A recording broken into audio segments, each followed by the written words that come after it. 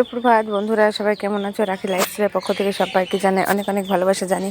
আজকের ভিডিওটা এখান থেকে শুরু করলাম। তো প্রথমে তো দেখতে পাচ্ছ সয়াবিনের তরকারি রান্না করবো। তো কীভাবে রান্না করছি সেটাই আজকে তোমাদের সাথে শেয়ার করবো। এই দেখো, সমস্ত কিন্তু কেটে গুছিয়ে নিয়েছি। আর এখানে দেখো সয়াবিনগুলো ভেজে নিয়েছি। এটা দেখিয়ে দিলাম তোমাদের। আর দেখো সোয়াবিনের প্যাকেট, 2 প্যাকেট সোয়াবিন রান্না করব। আর 2টো ডিম তো 1টা ডিম দেবো, যে 2টো এনেছিলাম ভাজা খাবে দেখে। আর এই দেখো পেঁয়াজ, আলু, আদা, রসুন, টমেটো, কাঁচা লঙ্কা কুচো করে নিয়েছি।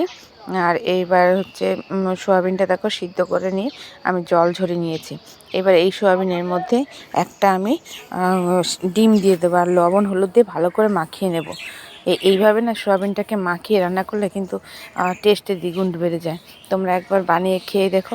এর পকোড়া হিসাবেও কিন্তু খেতে বেশ ভালো লাগে এভাবে। তো আমি বেশ ভালো করে মাখিয়ে নিলাম লবণ হলুদ দিয়ে। তো এবার আমি কড়াইতে তেল গরম করে দিয়ে দেবো। তো কড়াইতে তেলটা গরম হয়ে গেছে। তো এবার আমি সোয়াবিনগুলো ভালো করে ভেজে নেব। তারপর দেখো সোয়াবিনগুলো একবারেই আমি সব দিয়ে নিয়েছি, ভালো করে ভেজে নেব।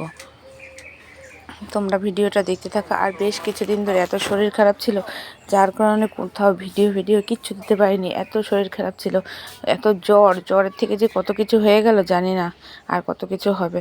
এখন মোটামুটি একটু ভালো আছি, তাই ভিডিও তোমাদের সাথে শেয়ার করতে পারছি। আর এই দেখো মিক্সচারের বাটির মধ্যে আমি পেঁয়াজ, আদা, রসুন, জিরে মশলাগুলো করে নিচ্ছি।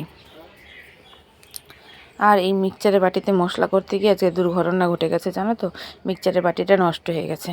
যাই হোক, আবার কবে ঠিক করব, তারপরে গাটায় কিছু করতে পারি। এমনিও আমি মিক্সচার বাটিতে কিছু করি না, পাটায় বেটে করি। কিন্তু এই জ্বরের পর থেকে না মশলা পাটায় বাটতেই পারছি না, হাতে একদম জোর পাচ্ছি না। আচ্ছা, তারপরে মশলাটা করে নিয়েছি। আর দেখো অল্প তেল দিয়ে আলুগুলো আমি ভালো করে ভেজে নিচ্ছি। তো একটু এখন তো অল্প তরকারি, তাও একটু বেশি রান্না করে ফেলেছি। দেখো আলুটা ভাজা ভাজা হয়ে গেছে। এবার কিন্তু আমি কাঁচা মশলাগুলো, কয়েকটা পেঁয়াজও ছিল সেটাও দিয়ে দিয়েছি। আর এই দেখো মশলাগুলো দিয়ে ভালো করে এবার আমি কষিয়ে নেব। আর এই দেখো সকালবেলা ভয়েস দিচ্ছি, চারিদিকে প্রকৃতির কি আওয়াজ না, পাখির গাছের উপরে গাছের ডালে, তো এই জন্য দেখো সব আওয়াজগুলো তোমরা পাচ্ছ। আর এই দেখো মশলা দিয়ে হলুদটাও দিয়ে দিলাম। এবার একটু অল্প লবণ দিয়ে অল্প পরিমাণে জল দিয়ে মশলাটাকে ভালো করে ঢেকে দেব।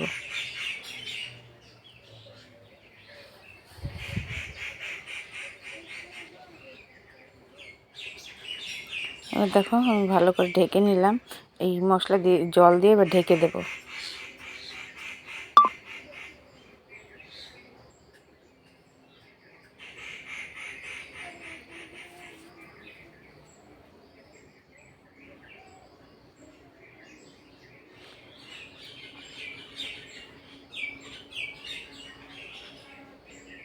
দেখো মশলাটা কিন্তু আমার বেশ কষানো হয়ে গেছে। এবার সয়াবিনগুলো দিয়ে দেবো, ভেজে রাখা সয়াবিনগুলো আমি দিয়ে দেবো। ভালো করে সয়াবিনটা মশলার সাথে কষিয়ে নেব। এইভাবে কিন্তু বেশ ভালো লাগে খেতে, জানো তো। অনেক সময় আমি এইভাবেও রেখে দিই, একটু মাখা মাখা করে বেশ রুটির সাথে পরোটার সাথে খেতে বেশ ভালো লাগে। আর সোয়াবিনটা না খুব ভালোবাসে, ছেলে মেয়েও খুব ভালোবাসে। আর দেখো বেশ কষানো হয়ে গেছে। এবার কিন্তু আমি জল দিয়ে দেবো।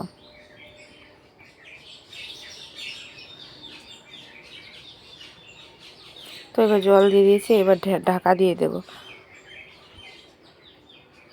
ঝোলটা বেশ ফুটে উঠেছে, দেখো আমি ঢাকনা খুলে তোমাদের দেখিয়ে দিলাম। ঝোলটা কিন্তু বেশ ফুটে উঠেছে। তো আরেকটু আমি ফুটিয়ে নেব।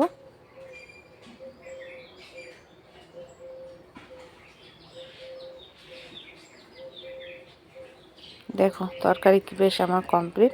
আমি একটু ঝোলঝোলই রাখবো, মানে বেশি শুকনো শুকনো করবো না, কারণ এক তরকারি ভাতই রান্না করেছি, এই জন্য আর কিছু করিনি। আর শরীর খারাপ নিয়ে না পারছি না রান্না করতে, তাও আজকে একটু সয়াবিনের তরকারি করলাম। আস্তে আস্তে মানে এত কিছু রান্না করতে খুব কষ্ট হয়ে যাচ্ছে। যাই হোক, সয়াবিনের তরকারি রেডি আমার। তো দেখে বলো কেমন হয়েছে। আর ক্যামেরা কোয়ালিটির কথা আর কি বলবো, যার কারণে দেখো ছবিও ভালো আসে না। যাই হোক, যা আছে তাই দিয়েই ভিডিও করছি। যদি ভালো লাগে অবশ্যই চ্যানেলটাকে সাবস্ক্রাইব করে দিয়ে পাশে থেকে। Bye bye, tata.